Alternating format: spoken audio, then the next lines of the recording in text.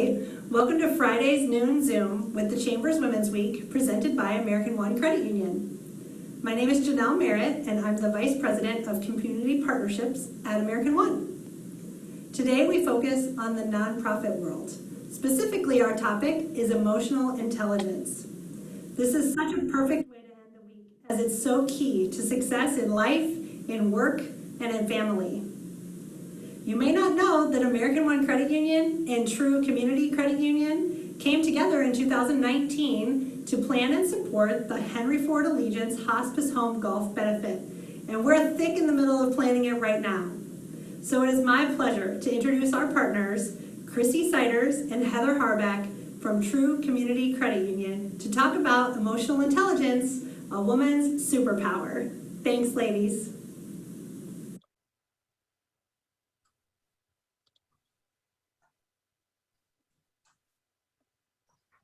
All right, well, good afternoon, everybody who's joining us today. This is a topic that Chrissy and I are very excited to be able to share during the Chamber's Women's Week, and we're very excited to be included in the Chamber's events this week as well.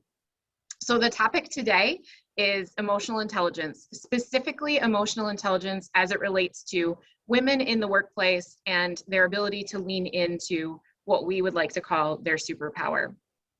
So the first thing that I want to do is kind of set the stage for us in terms of what emotional intelligence really is. So emotional intelligence is a lot of different things, but to boil it down to just a few key points, it's the way in which we perceive and we express ourselves. It's also the way that we develop strong, lasting, meaningful relationships with others. It's the way that we handle situations that arise throughout the course of our lives. And it's also a way that we process information, specifically emotionally charged information. One of the things that I want to challenge you to think about as we go through this session today is oftentimes things that are characterized as components of emotional intelligence are oftentimes referred to as soft skills. And what I would challenge your thinking on a little bit is not to think about these things as soft. These are actually very critical skills to be able to bring to the workplace. And as we go through the session today, Chrissy and I are going to be able to have a conversation to share with you just some of the ways that we've seen that impact, not only in our own personal lives, but where we've observed that for other women as well. So I want to talk about some of the key components of emotional intelligence. Why do we talk about it and how do we use it? And there are primarily three. The first of which is we have to be aware of and understand our own emotions, right? So that's our own emotional self-awareness. What am I feeling? Where is it stemming from? What's my trigger? And the next piece is the ability to recognize emotions in others. How am I sensing things? How am I observing things? Am I picking up on valuable observations and indicators as I'm scanning the room or as I'm working with other individuals? And then the third is really the most crucial piece, and that piece is, am I able to successfully adapt my approach, and am I willing to successfully adapt my approach to meet the needs of other individuals based on what I'm taking in? And so it's that, sensing and scanning the environment consistently and then adapting your response towards that. In other words, it's really how well you play in the sandbox with other individuals. To any of those parents out there, you can probably feel the sand in your eyes right now as you're looking at this particular graphic. I know that I can. But really, that's what it boils down to. How well are we able to interplay with other individuals in the workplace? And a really strong mastery of emotional intelligence allows us to really be much more successful in this space. So I want to talk a little bit about the difference between emotional intelligence and intellectual intelligence. So there's the IQ, the intellectual quotient, and then there's the EQ, which is the emotional quotient. So first I want to talk about the IQ. So the IQ tends to peak for individuals around 17 years old. For those of us that are in this session that are adults, we're kind of where we're at this point in our lives. It remains consistent throughout adulthood, and then it does start to wane, as we age. Emotional intelligence, on the other side, increasingly grows with age. It can be continuously developed over time, even with coaching and training. It can be, exponentially increased. And then it's also shown to lead to greater lifetime success and also greater happiness. One of the really cool things to know about emotional intelligence as well is that irrespective of your intellect, those that have stronger emotional intelligence tend to be happier and more successful in their personal and their professional lives. And so one of the things that as a parent that makes me think of is, a lot of the research on emotional intelligence shows that some of those students who are very social in school and may not have necessarily paid attention to their studies oftentimes are more successful later in life because that early development of those emotional and social tools have then lent themselves to greater happiness and later success later, where the IQ quotient wasn't able to make up that gap. So one of the other cool pieces about this as well is that most, if not all, of the qualities of a boss you dreaded didn't reflect limitations in their IQ, but rather shortcomings in their EQ. And so I bet if any one of you listening in today kind of took a moment to really reflect and think back on someone in your life that was a boss or a mentor that either positively impacted you and your perceptions of leadership or negatively impacted you and your perceptions of leadership, that if you really reflect on why you feel the way that they do, that it's often, most often going to be reflective of their emotional intelligence rather than their actual intellect. The next piece that I want to walk through are the differences between personality and the differences between emotional intelligence. So first of all, on the personality front, our personality is fairly static. So when I say personality, I mean, when you think about some of the personality assessments that are more common in this space, the Myers-Briggs type indicator, the DISC assessment, and many others, when you look at those, it's really capturing, okay, who am I? And from a leadership perspective, what do I do with that information? Typically, those conversations are around better understanding yourself, better understanding others, and then figuring out how to mitigate those weaknesses that you might have in your personality. And so emotional intelligence gives us a lot more to work with on the developmental front. Our personality oftentimes is a default setting. It's a default reaction, okay? It's that initial reaction that you have when there's a trigger. And throughout the course of our life, our personality generally doesn't change, or it doesn't shift much if it does. It can be mitigated, like I said, with training, coaching, and with experience, but it's not really fully maximized. On the emotional intelligence front, it's dynamic. It's always changing. It has the capacity to be improved with training, with coaching, with experience, really digging in. It is our activated response. So in other words, it's the response that we choose to have. One of my favorite quotes is from an author and a researcher named Viktor Frankl. And one of the things that he says is there's this space kind of between an event that happens to you and the reaction that you have to it. And that space, in that space really is where emotional intelligence lives, because that's where we have the choice of what our reaction is going to be. So to take this one step further, how does this actually manifest in the workspace? And one of the things that I want to share just really quickly is, some research that I'm sure that those of you who are in the workplace right now, perhaps maybe hearing some of these buzzwords about a fixed mindset. And there's some research that's coming out of Stanford from Carol Dweck that talks about the difference between a fixed mindset and a growth mindset. And a fixed mindset is really kind of goes back to that personality piece that I just talked about, where you have this conviction that you are who you are at the end of the day, right? So I just need to figure out how to work well with who I am and how to work well with who others are and how they bring themselves into the workplace environment or even personally. The growth mindset approach says, you know what, I think that I can cultivate additional qualities and I can continue to grow and I can continue to modify my approach if I exert the effort to do so. And so one of the things that we always want to challenge to do in the workplace is to have a growth mindset. We always want to be learning and developing and deploying some new tool. I have to say though, my favorite thing about emotional intelligence versus IQ factors is that there's equity in emotional intelligence. And what I mean by that is, EQ can be reliably measured, it cuts across the gender gap, and it transcends race. So from an employment perspective or a human resources perspective, when different assessments are used to assess a candidate's abilities coming in, whether that's their intellectual capacity, whether that's their personality, whether it's ethical behavior, or any number of factors that employers can use, there's inherent bias in each of those tools in some way, shape, or form. The beautiful thing about emotional intelligence is that irrespective of any of those characteristics, we all have that emotional capacity as human beings, and each of those experiences has shaped what level of emotional intelligence we have developed in any number of emotional intelligence characteristics. So the next piece that we want to talk about here is Chrissy's actually going to share with us some information about the tool that we specifically use and the variety of factors that make up emotional intelligence itself. Thanks, Heather.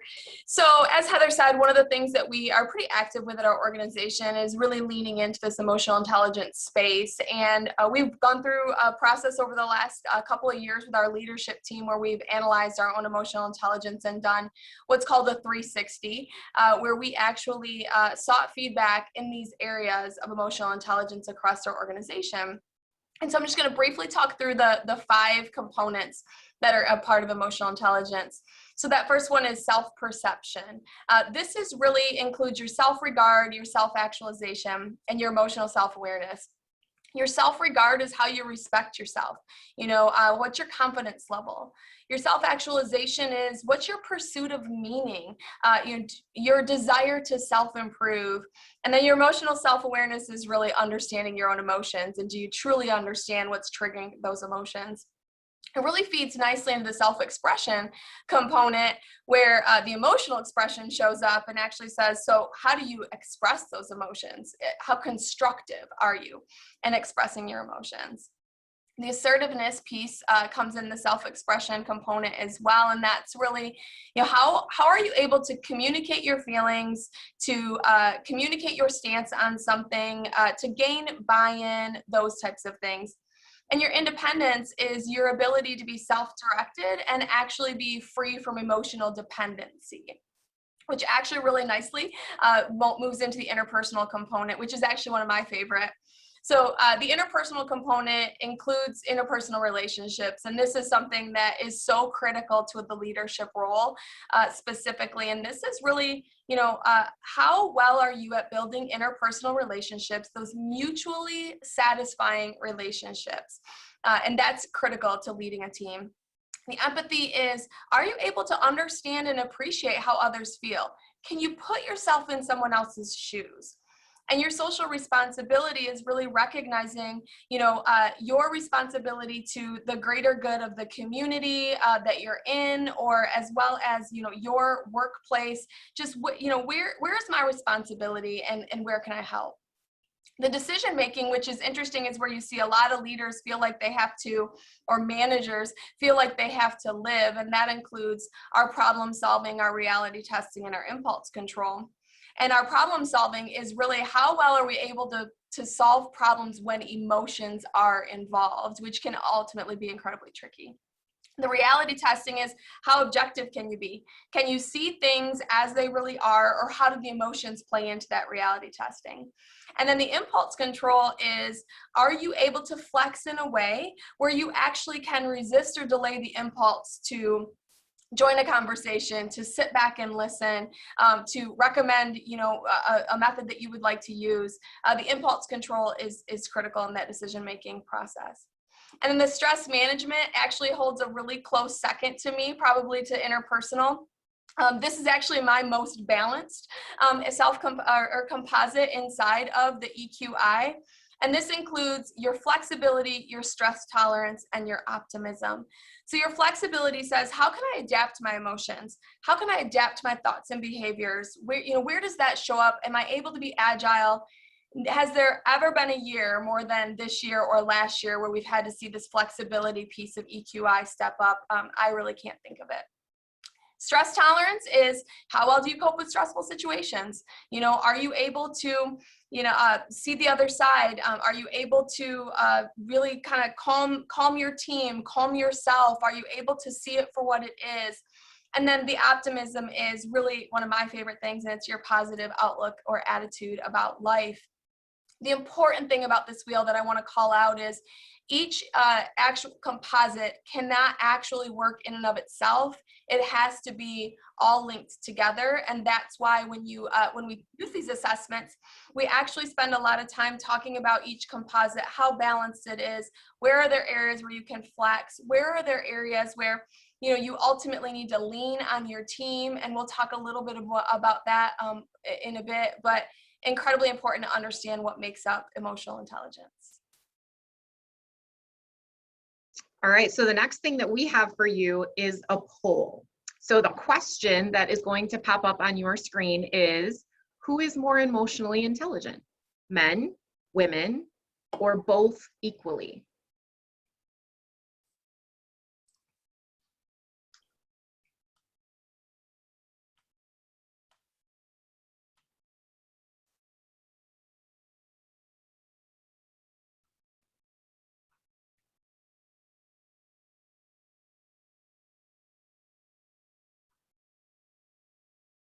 So we'll give you a few more seconds to respond, and then we'll see kind of what the will of the group is.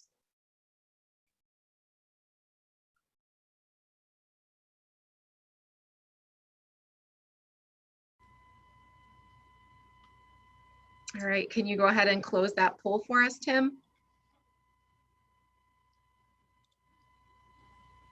All right, and what are our results? All right, so 92% feel that women are more emotionally intelligent than men, to 8% that would say both equally. All right, thanks so much, Tim, for doing that for us. All right, so the answer actually is both. So men and women are both emotionally intelligent, and they're actually emotionally intelligent equally. They're just emotionally intelligent in different ways. And so we're going to dive into that a little bit more, because naturally this is Women's Week. And so we want to talk about kind of those differences between the two as it relates to emotional intelligence. So first, women. So women tend to score higher on empathy, interpersonal relationships, and social responsibility, which is that benefit of to the greater good. Men, on the other hand, score higher in assertiveness, stress tolerance, and self-regard, or what we would otherwise refer to as confidence.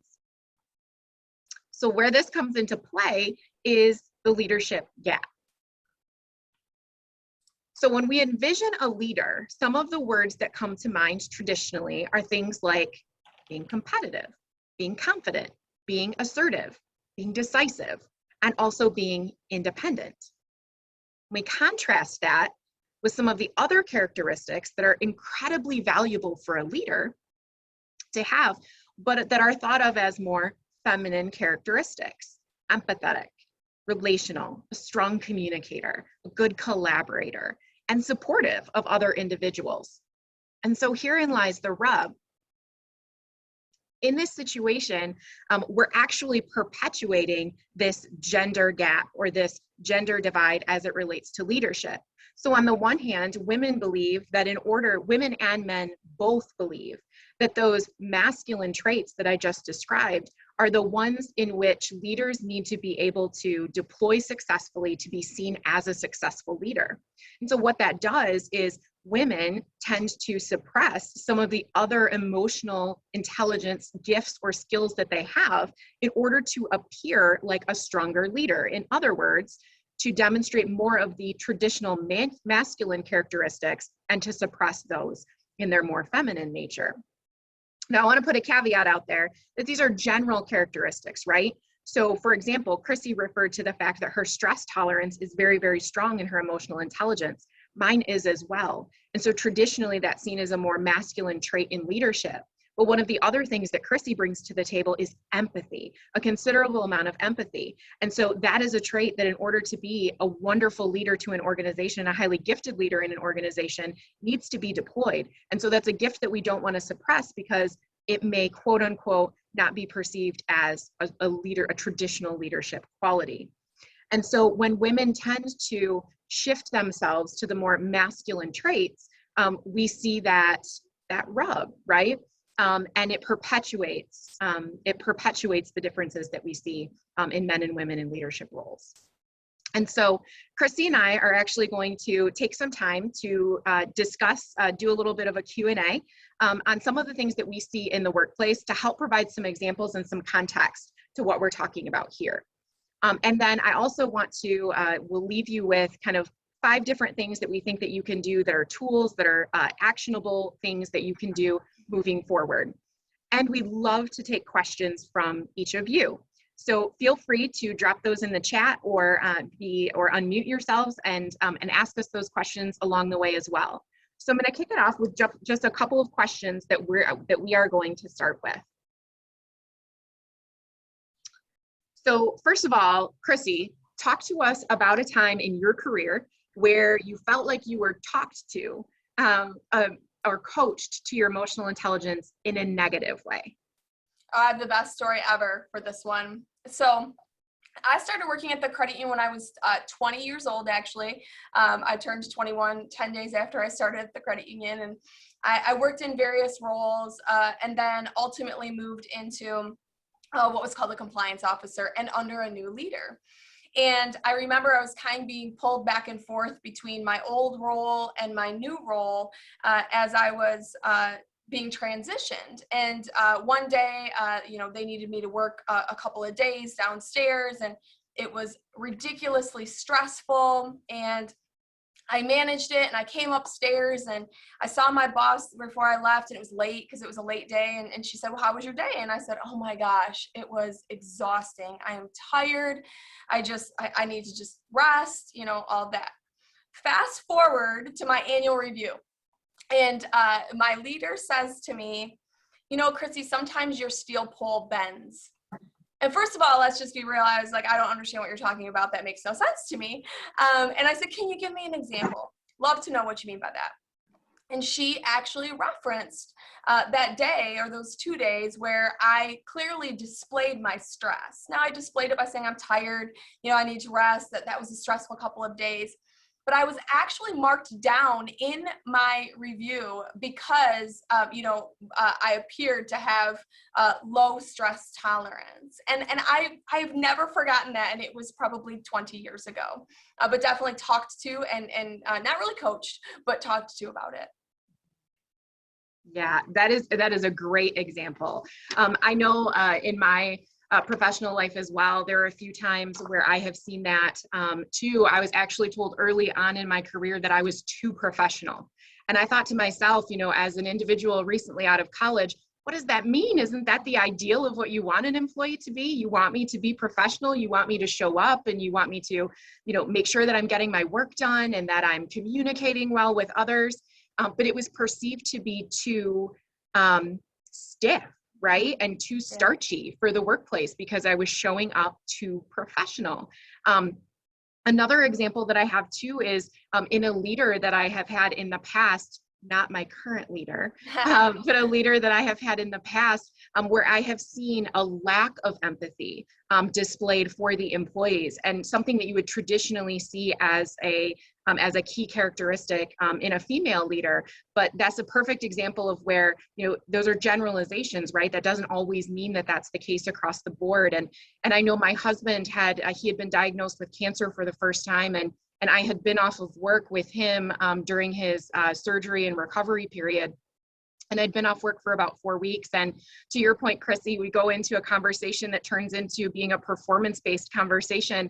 And what I was told was that I had gotten behind on some of my filing during this period of time. And I said, I've been entirely gone this period of time, right? My husband has just had cancer and is going through that recovery process. And so I thought to myself, that is a perfect example of where you look at, a previous leader that you've had and where their inability to flex that empathy superpower based on the situation would have been a great thing to kind of to bring to the table. Absolutely. So the next question that I have for you is, can you think of a time where you suppressed your emotional intelligence because you thought that it would be more accepted in the workplace if you did? Oh yeah, I would actually say probably my first, 10 to maybe 10 years at the organization here. I was trying to, what I would coin, climb the ladder. I started young, but I was in college. And then when I graduated from college, I had this self-perception that I was supposed to climb the ladder. And so in order to do that, I really felt like that meant you needed to be assertive. You needed to have really strong stress tolerance. You need your empathy. You shouldn't be crying in front of anybody, right? Don't show your emotions, those types of things. And I would say, what I learned as I was, and I did climb the ladder. But I had a large moment of self-reflection during that time of saying, but something isn't aligning. I can climb the ladder all day long, but I'm not using all my gifts, skills, and abilities to their fullest. And what I learned later on in life was I was suppressing my emotional intelligence. I cried the other day in a quarterly meeting. I wanted the team to understand and know just how deeply I love them and appreciate them for the work that they've been doing, and how much I know, that they've been just pouring of themselves, out. But I would have never done that 10 years ago or 15 years ago, because that would have been seen as weak, and it would have been seen as someone who couldn't lead through stressful situations.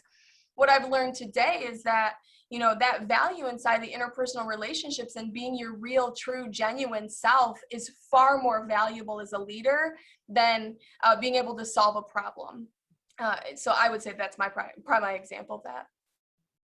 And to play off that piece, that you talked about, I know you've referred to also that you felt like earlier on in your career, you were showing up like a bull in a china shop, right? Yeah. Like you were a woman on a mission. And I think about some of the differences in perception that arise between men and women that display a similar behavior, but that are thought differently for exhibiting that behavior, right? So for a man, he's driven, he's competitive, he's motivated, but for women, that can be bossy and critical and overbearing. And so we need to be careful about the words that we use, when we're describing those types of behaviors, based on those gender differences. Yeah, absolutely.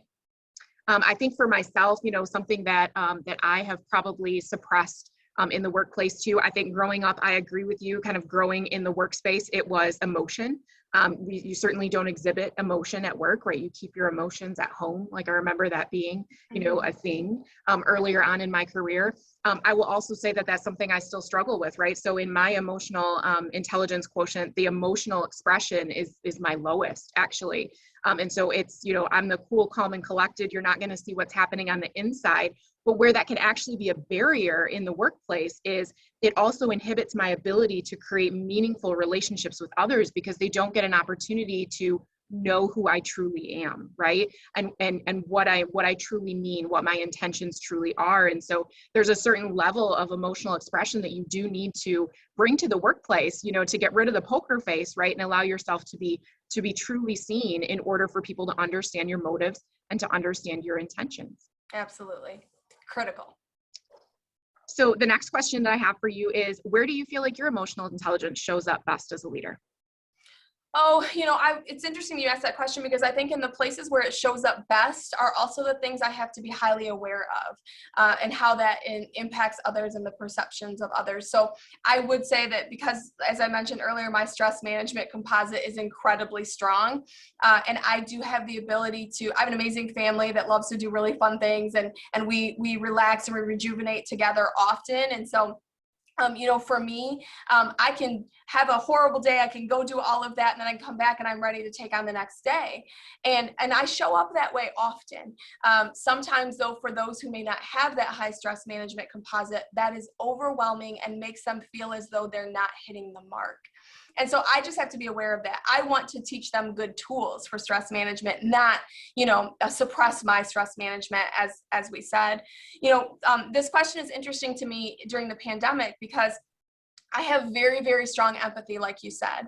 But one of the things that I did shortly after the pandemic started last year, so a year ago, was I checked myself a little bit. I used to tell my kids, check yourself before you wreck yourself. And I checked myself and did a bit of some self-reflection. And what I had learned was my empathy was waning, right? It seemed like everything was coming at us at one time. And while it normally shows up incredibly strong and I can see someone else's perspective, I was having conversations saying, oh my gosh, like, I don't think I have any empathy for that situation, or I'm not aligned with that. And so my empathy, I think the trauma of the pandemic caused people, caused me to pop into a spot where my empathy started to wane. My problem solving though was on full fleek, right? I was all in for problem solving, and I was going to get my employees safe, and I was going to keep serving our members the best that I could. But in that problem solving, it actually went on overdrive. My empathy waned. And I actually had to go to some of my leaders and say, hey, I just need you to check me. Like, tell me that my empathy is waning. Tell me I'm not stepping into that space that I should. And so I would say, there are certainly certain ways that my EQI or my emotional intelligence shows up every day.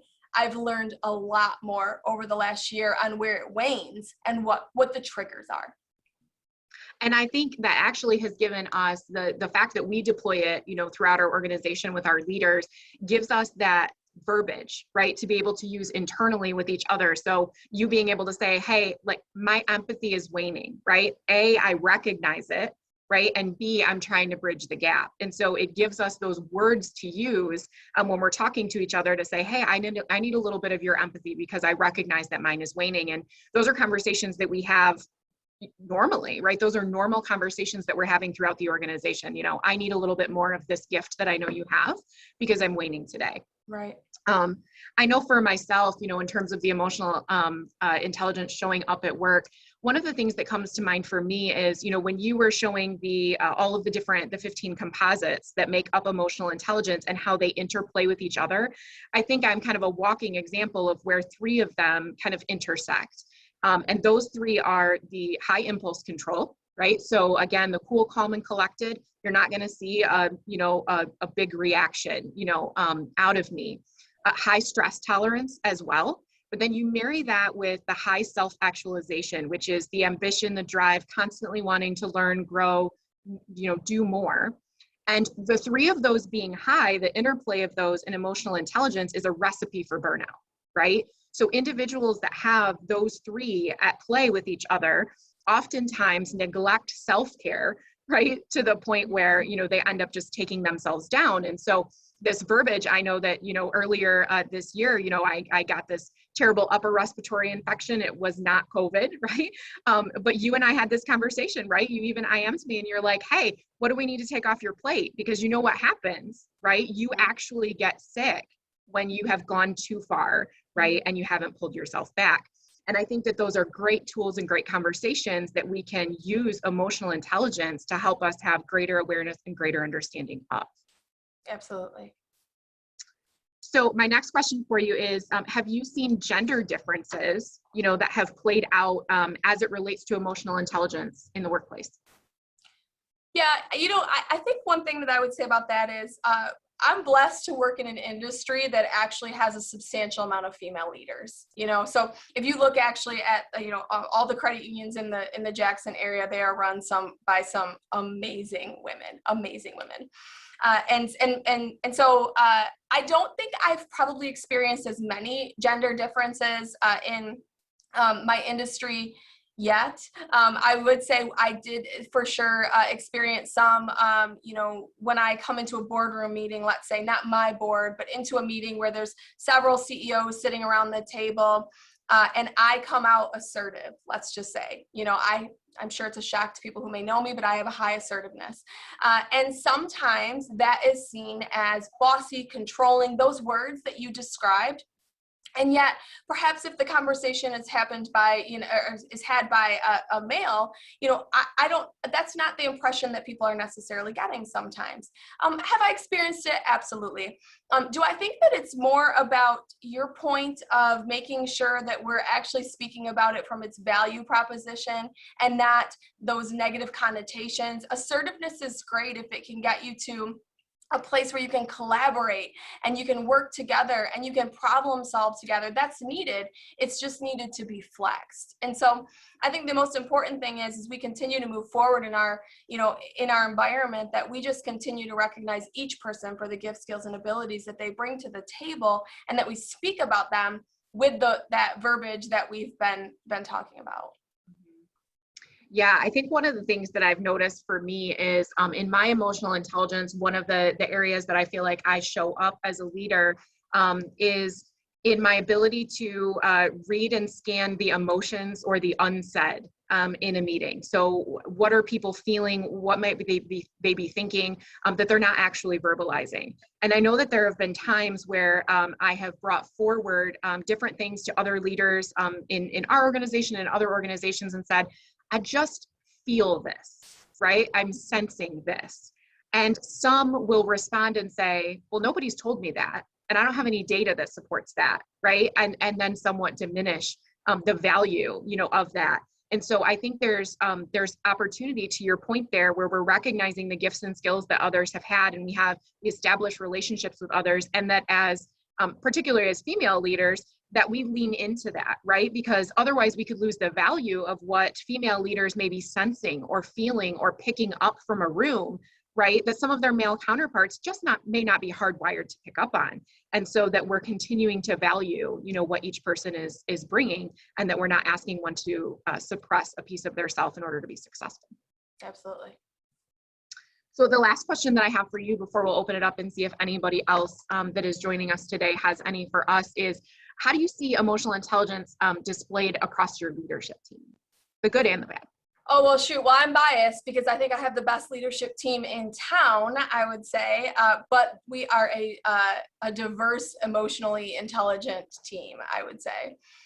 And so I think that shows up both positively and negatively sometimes. What's interesting about it is I would say that prior to our deep dive into emotional intelligence, we didn't know what we didn't know. And so sometimes it was just our perception. And we read a book one time called Happy Crap. And it talked a lot about the crappy crap that we make up in our minds, based off of our perceptions. And I think that is what we were experiencing as a leadership team before I was CEO, right? Was we were just speaking our perceptions, and we were just saying, well, I think that this is the case, and this is what I know to be true, and this is their personality, and this is how they are. And we didn't know emotional intelligence well enough to say, oh, well, that's just their impulse control being flexed. Or, they have really, really high emotional self-awareness, or they're incredibly independent, right? And so they might need that space for a period of time.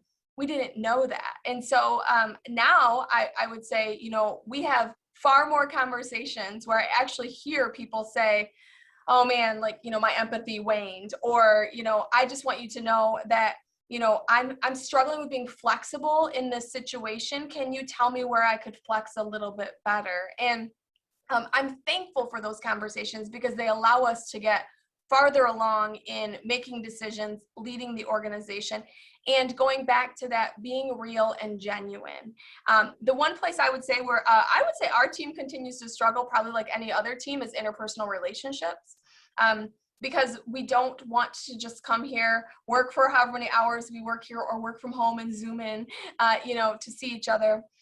And not build incredibly strong, mutually satisfying relationships. And I would say as a leader, that is one space that I'm committed to, is determining how we lean into each other in a way where we respect each other, and we call each other out, we're transparent, we talk about it in the construct of emotional intelligence, personality, those other things too that we've learned, but that we commit to the strong interpersonal relationships that I believe are necessary and required to make an organization what it is.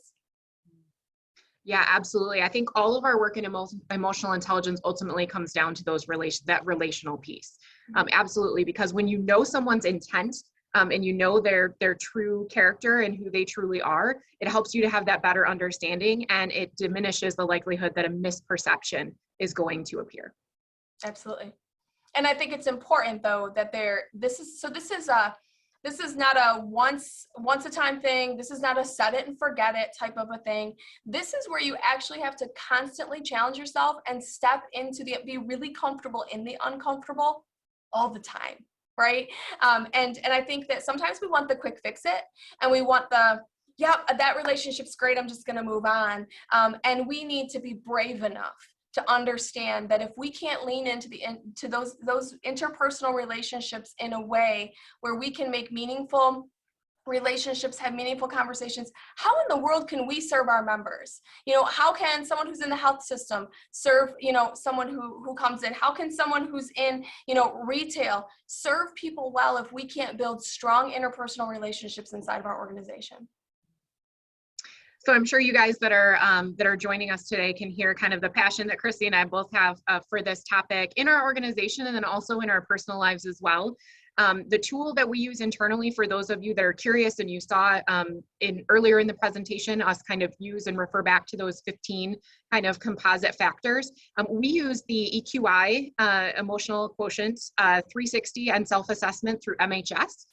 Chrissy and I are both certified administrators of that tool, and so we very strongly believe in it, the tool, its application, and then the impacts. And so we actively coach our organization to that tool as well.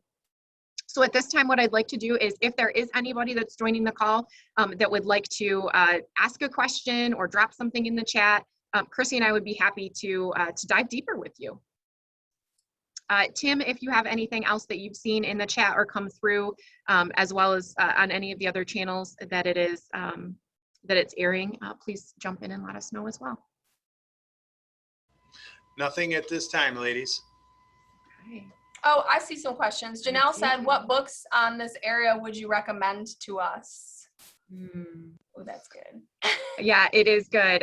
So Chrissy and I are absolutely both extreme book nerds and podcast,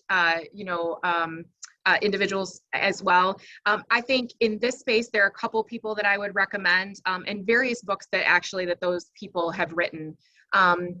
The Heath brothers have some really good content specifically related to this area that I would recommend. Simon Sinek is always good in this space as well. Adam Grant, a fabulous contributor for that as well. Brene Brown, certainly is going to be strong in this space as well. Chrissy, do you have other recommendations? I was thinking of some books that I read. I can't remember the author, but Be Humble, Humble, Hustle, Hungry, yes. I think was one. Sometimes I would caution you from just going into something that's emotional intelligence related and go to something that you can tell spans the spectrum of leadership, because emotional intelligence will be laced inside of it. I absolutely would recommend, Adam Grant, certainly Simon Sinek for some of those. I also would recommend Harvard Business Review, and even, going into some of those more, scholarly type of articles as well. I have learned a lot from that space as well. And so I would recommend that. Yeah, we definitely nerd out, kind of quote unquote, on that kind of stuff. We have a joke internally that I talk about myself, that I'm probably the only person that I know that has the Harvard Business Review on their nightstand. Mm-hmm. But I am absolutely that person. Looks like we got another question too. Who inspires you both with similar values?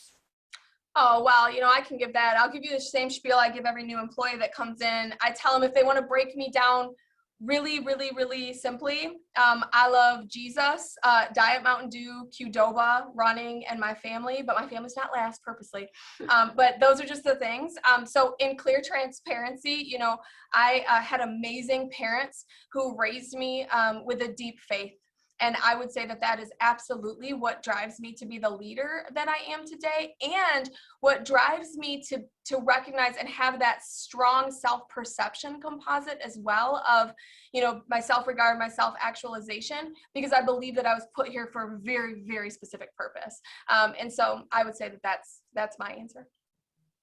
Chrissy and I share that same value, and I think that allows us to have kind of that symbiotic relationship, where we both feel that extreme commitment to purpose in the work that we do. And so I think one of the things that I actively try to do is to seek out pieces or sources of inspiration from pretty much everybody that I interact with, right? So everybody that I interact with is somebody that I can learn from. And I have had so many individuals in my life that have either invested in me or that I have learned from the opposite, right? Who demonstrated some behaviors that I want to make sure that I'm not demonstrating in turn. And so I think in terms of the inspiration front, I would say that I'm trying to be inspired by each interaction that I come to. And it's kind of the approach that I have to that. We do have one more question, which is funny because Hilarious. it's coming from Chrissy's husband, Eric, who says, would either of you recommend the EQ test in the home environment? My answer to that is absolutely, but I would not have your wife be the one that's administering the assessment for you. So Eric, if you want me to assess you, after this, we can do that. We'll swap. Funny. Chrissy can assess my husband, and then we can powwow about what that means at home. I would add to that. That's hilarious that my husband asked that question, but so I would add to that this the children component. Certainly it'd be funny to see I actually know my husband's emotional intelligence. I'm trained, so I know what his is. Just kidding. But with our kids, so I have an 18-year-old and a 20-year-old tomorrow. Our oldest turns 20. And one thing that I would say is I would definitely say that the emotional intelligence and understanding it and understanding how we show up just innately has helped me greatly with both of my girls to understand how I show up as a parent to both of them because they're two very, very different, beautiful young ladies. But I have definitely learned that they flex their emotional intelligence in a very, very different way. And that can be helpful when we're dealing with the challenging things of having teenagers. And, I don't know this for sure because I've been blessed to have teenagers during the pandemic and one in high school and one in college. But I imagine that, are some substantial external impacts on our kids' emotional intelligence during this time. And we're being asked to flex in such a way. And as Heather said, well, your IQ kind of ends at 17. This is the time that our kids are starting to really dig into this emotional intelligence piece and growing it more. And so I'm that geek who wants to know when they're going to do the Harvard Business Review article about how the pandemic is affecting children and their emotional intelligence. But I think that's a critical piece in the home as well. I think it is a critical piece. And I know for me, like you said, being a trained administrator, I show up a little bit differently at home as a parent because I have the verbiage, that we have to be able to look for the things that we look for. And one of the things that I've noticed with my middle son is, he lacks self-confidence, right? So he's always looking for something that he can say that he did well, right? To try to tell people that he's doing something well and get that positive reinforcement. And one of the things that I've actually started doing with him is when he does something that's really great, instead of saying, I'm proud of you, right? Which is a great thing to tell our kids, right? But instead of saying, I'm proud of you, right? He needs to build self-confidence. And so what I've started saying to him instead is I've made a minor tweak and I say, are you proud of yourself? Mm-hmm. And then that makes him have to stop for a moment and think, oh yeah, I guess I did do something cool. I'm not seeking validation from you, right? I'm actually internalizing that I did something cool and I'm proud, and then we'll do like a fist bump, or something about it, right? But it's those little things to be able to recognize and then pause and say, okay, how can I respond differently in this situation? That helps to build the other person up as well. That's awesome. Any other questions from anyone else? All right, so if not, one of the things I want to make sure to remind everybody about is to go to the Women's Week website, which is jacksonwomensweek.com. There you'll find additional information about the expo that's occurring, the Wall of Fame. So go back, look at the information that's been provided throughout this week, whether it's from the morning motivational minutes or the noon Zooms or the 2 o'clock tutorials, and really take advantage of all of the content that the women in our community have so graciously delivered to everyone this week. And a big shout out to the Chamber as well for organizing and coordinating this event, for American One for continuing to sponsor these types of activities in the community as well. And really wish you a great weekend. Thanks, guys.